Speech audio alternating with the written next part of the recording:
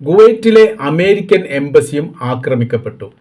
തീപിടിച്ച് കത്തുന്നതുമായി ബന്ധപ്പെട്ട വിവരങ്ങൾ ഇപ്പോൾ പുറത്തു വന്നിരിക്കുകയാണ്. അപ്പോൾ ഈ മൂന്നാമത്തെ എംബസിയാണ് ഔദ്യോഗികപരമായിരിക്കുന്ന കണക്ക് പ്രകാരം ഇപ്പോൾ ആക്രമിക്കപ്പെട്ടത്. ബാഗ്ദാദ് എംബസി ആക്രമിച്ച റിപ്പോർട്ട് പുറത്തു വന്നു. പിന്നീട് കറാച്ചിയിലുള്ള എംബസി ആക്രമിക്കപ്പെട്ടു. ബാഗ്ദാദ് ഈ സിറിയയുമായിട്ട് ബന്ധപ്പെട്ട് അത് ആക്രമണത്തിലേക്ക് വന്നിട്ടില്ല, അത് അതിൻ്റെ ഇടയിൽ തടയപ്പെട്ടു എന്നാണ് പറയുന്നത്. ആക്രമിച്ചു എന്ന റിപ്പോർട്ടും പുറത്തു വരുന്നു. അപ്പോൾ ഔദ്യോഗികമായിരിക്കുന്ന റിപ്പോർട്ട് പ്രകാരം ബാഗ്ദാദിലത്തെ, അതായത് ഇറാഖിലേത്തും കുവൈത്തിലേത്തും പാകിസ്ഥാൻ്റെ എംബസി പാകിസ്ഥാൻ എംബസി അടിച്ചു തകർത്തു എന്നുള്ളതാണ്. മറ്റു രണ്ടു ഈ ബാഗ്ദാദിലത്തത് ആളുകൾ ആക്രമിക്കപ്പെട്ടു എന്നുള്ളതാണ്.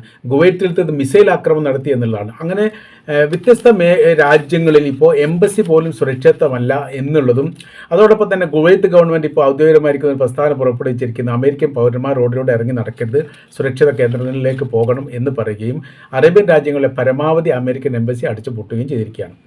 വളരെ കൃത്യതയോട് കൂടിയിട്ട് ഈ സുരക്ഷ ഉറപ്പുവരുത്താതെ ഒരിക്കൽ പോലും അപകടം നടക്കുന്ന മേഖലയിലേക്കോ അല്ലെങ്കിൽ ഈ വലിയ റോഡിലേക്കോ ഇറങ്ങി നടക്കാൻ പാടില്ല എന്നുള്ള ഒരു നിർദ്ദേശം കൂടി നൽകിയിരിക്കുന്നു. ഏതെങ്കിലും തരത്തിൽ ഇതൊരു പ്രശ്നപരിഹാരവുമായിട്ട് ബന്ധപ്പെട്ട കാര്യത്തെക്കുറിച്ച് ആലോചിക്കുന്നതിന് മുമ്പ് തന്നെ ഈ ഇറാൻ പറഞ്ഞിരിക്കുന്ന കാര്യം, ഞങ്ങൾ ഈ ചർച്ചാ സംബന്ധമായിരിക്കുന്ന കാര്യം അവസാനിപ്പിച്ചിരിക്കുന്നു, ഇനി യുദ്ധം കൊണ്ട് നേരിടും, നിങ്ങൾ തുടങ്ങി ഞങ്ങൾ അവസാനിപ്പിക്കും, ആ രീതിയിലാണ് കാര്യങ്ങൾ പോകുന്നത് എന്നുള്ളതാണ്. അവരുടെ ഏറ്റവും വലിയ വിഷയം എന്ന് പറയുന്നത്, അവരുടെ ആത്മീയ നേതാവിനെ കൊലപ്പെടുത്തി എന്ന് പറയുന്നത് ലോകാടിസ്ഥാനത്തിൽ വലിയ രീതിയിലുള്ള പ്രതിഷേധം ഉണ്ടായിരിക്കുന്ന കാര്യമാണ്.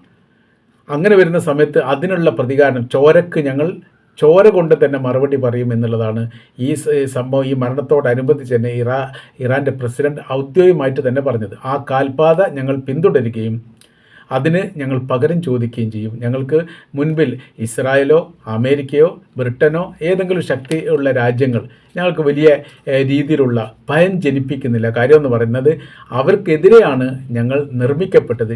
ഇറാൻ എന്ന് പറയുന്ന രാജ്യം നിർമ്മിക്കപ്പെട്ടതിന് അവർക്കെതിരെയാണ്. അതിൻ്റെ എല്ലാ സംവിധാനങ്ങളും അവർക്കെതിരെ ഉള്ളതാണ്. ഞങ്ങൾ ഉണ്ടാക്കുന്ന നിർമ്മിക്കപ്പെടുന്ന ആയുധങ്ങളെല്ലാം അവരെ ലക്ഷ്യം വെച്ചുകൊണ്ടാണ്. ഇപ്പോൾ ഏറ്റവും ഒടുവിൽ മറ്റൊരു റിപ്പോർട്ട് പുറത്തു വന്നത്, മിയാമി എന്ന് പറയുന്ന അമേരിക്കയുടെ ഭൂപ്രദേശത്തെ ആക്രമിക്കുന്നതിനെക്കുറിച്ച് ഇറാൻ ആലോചിക്കുന്നു എന്ന തരത്തിലാണ്.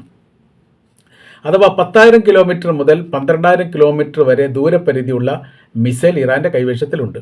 അവരുടെ തലസ്ഥാനമായിരിക്കുന്ന തെഹ്റാൻ കേന്ദ്രീകരിച്ചുകൊണ്ട് അമേരിക്കയുടെ മിയാമിയിലേക്ക് ഏകദേശം 950 കിലോമീറ്ററാണുള്ളത്.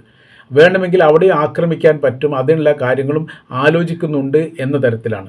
ഏതെങ്കിലും രാജ്യങ്ങൾ, അത് യൂറോപ്യൻ രാജ്യങ്ങളോട് പറഞ്ഞതായിരിക്കുന്ന വിവരമാണ് പറയുന്നത്, തങ്ങൾക്കെതിരെ ഏതെങ്കിലും രാജ്യങ്ങൾ അവരുടെ സൈനിക ബേസ് വിട്ടു നൽകുകയോ അമേരിക്കയോടോ ഇസ്രായേലിനോടൊപ്പം കൂടി ചേർന്നുകൊണ്ട് ആക്രമിക്കാനോ മുതിർന്നാൽ തീർച്ചയായിട്ടും നിങ്ങളെ ലക്ഷ്യം കണ്ടുകൊണ്ട് തന്നെ തങ്ങൾ ആക്രമിക്കും എന്നുള്ളതാണ്.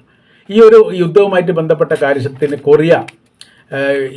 കൊറിയയുടെ പ്രസിഡന്റ് വലിയ രീതിയിലുള്ള പ്രതിഷേധം രേഖപ്പെടുത്തിയിട്ടുണ്ട്. അതായത് അമേരിക്കയുടെയും ഇസ്രായേലിൻ്റെയും ആക്രമണം, പരമോന്നതമായിരിക്കുന്ന ഒരു രാജ്യത്തിന് നേരെ നടത്തിയിരിക്കുന്ന ക്രൂരമായിരിക്കുന്ന ആക്രമണത്തെ അപലപിച്ചു കൊണ്ടുള്ള പ്രസ്താവന ഇറക്കുകയും ഏത് തരത്തിലുള്ള സഹായം വേണ്ടി വന്നാൽ തങ്ങൾ നൽകുകയും ചെയ്യുമെന്ന് പറഞ്ഞതായിരിക്കുന്ന റിപ്പോർട്ട് പുറത്തു വരുന്നത്. അത് ഏത് രീതിയിൽ എങ്ങനെയാണ് സഹായം എത്തിക്കുക എന്നുള്ളതും പറയാൻ വേണ്ടി പറ്റില്ല.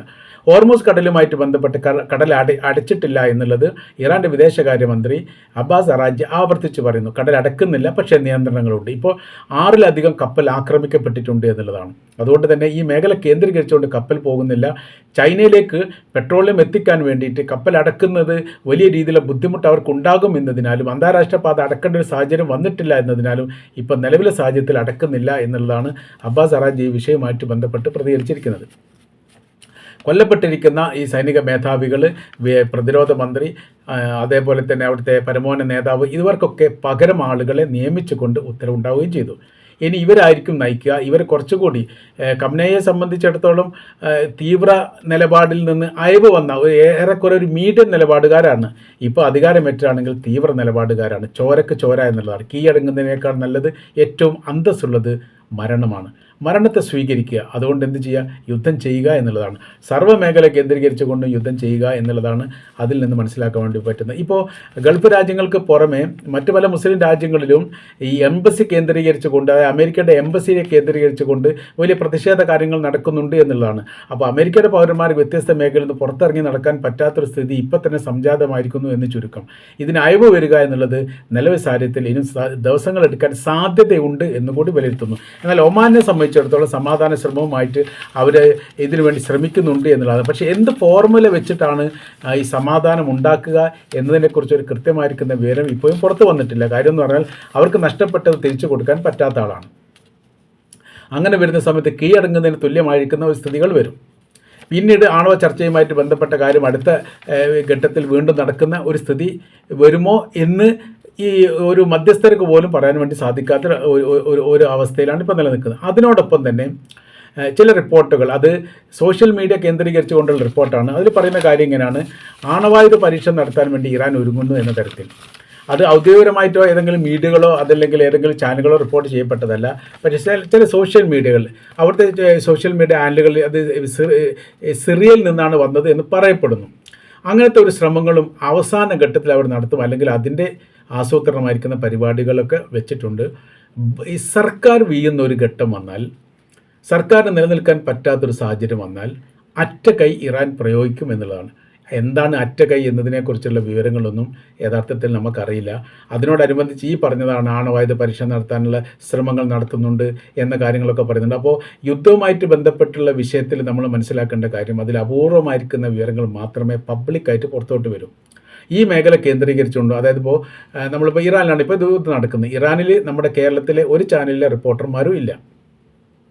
അന്താരാഷ്ട്ര റിപ്പോർട്ടുമാർ ഈ കൊടുക്കുന്ന റിപ്പോർട്ടിൽ നിന്ന് ഉണ്ടാക്കുന്ന റിപ്പോർട്ടുകളാണ് പിന്നീട് അവിടെയുള്ള പ്രവാസികളായിരിക്കുന്ന ആളുകൾ അവർ പറയുന്ന അനുഭവങ്ങളും അവർ സോഷ്യൽ മീഡിയയിലൂടെ അല്ലെങ്കിൽ മൊബൈൽ എടുക്കുന്ന വീഡിയോ കാര്യങ്ങളും ഒക്കെയാണ് ഇപ്പോൾ നമുക്ക് കാണാൻ വേണ്ടി സാധിക്കുന്നത്. അപ്പോൾ യുദ്ധമാകുന്ന സമയത്ത് ആദ്യം തന്നെ നീതി മരണപ്പെട്ടു പോകും, സത്യം ലോകത്തിനോട് പറയാനുള്ള സാഹചര്യങ്ങൾ നഷ്ടപ്പെട്ടു പോകും, ഈ പത്രമീഡിയകൾക്കൊക്കെ നിയന്ത്രണങ്ങൾ വരും. അങ്ങനത്തെ കുറേ ഇസ്രായേലിനെ സംബന്ധിച്ചിടത്തോളം എല്ലാവിധ ഈ സോഷ്യൽ മീഡിയക്കാണ് അവർ ആദ്യം നിയന്ത്രണം കൊണ്ടുവന്നത്.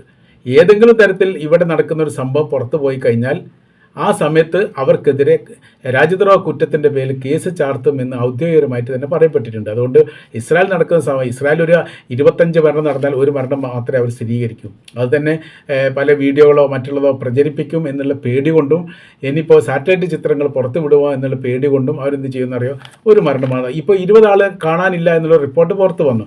20 ആളെ കാണാനില്ലാത്തത് കൊണ്ട് കണ്ടുപിടിക്കാൻ വളരെ എളുപ്പമല്ലേ? അപ്പോൾ ഈ അവർ ആക്രമിക്കുന്നില്ല, എല്ലാം ഞങ്ങൾ നിയന്ത്രിക്കുന്നുണ്ട്, തങ്ങൾ പ്രതിരോധ സംവിധാനം കുറ്റമറ്റതാണ് എന്നൊക്കെ പറയുന്ന സമയത്ത് പിന്നീട് അവിടെ പ്രതിരോധമായിട്ട് പിന്നീട് ആ മരണവുമായിട്ട് ബന്ധപ്പെട്ട കാര്യത്തെക്കുറിച്ച് യഥാർത്ഥത്തിൽ സംസാരിക്കേണ്ടത് പോലുമില്ല. പക്ഷെ അവർ പറയുന്നുണ്ട് 20 പേരെ കാണാനില്ല. അപ്പോൾ ബിൽഡിങ്ങുകൾക്ക് നേരെ ശക്തമായിരിക്കുന്ന ആക്രമണം എന്ന് പറഞ്ഞാൽ അത് പൊളിഞ്ഞ് തകർന്ന് ചെതറിപ്പോകുന്ന രീതിയിൽ ശക്തമായിരിക്കുന്ന സ്ഫോടന പരമ്പരകൾ തന്നെ നമ്മളിപ്പോൾ സംസാരിക്കുന്ന സമയത്ത് പോലും യഥാർത്ഥത്തിൽ ഇസ്രായേലിനെ കേന്ദ്രീകരിച്ച് ഉണ്ടാകുന്നു എന്നാണ് നമ്മൾക്ക് ഈ വിഷയമായിട്ട് ബന്ധപ്പെട്ട് മനസ്സിലാക്കാൻ വേണ്ടിയിട്ട് സാധിക്കുന്നത്.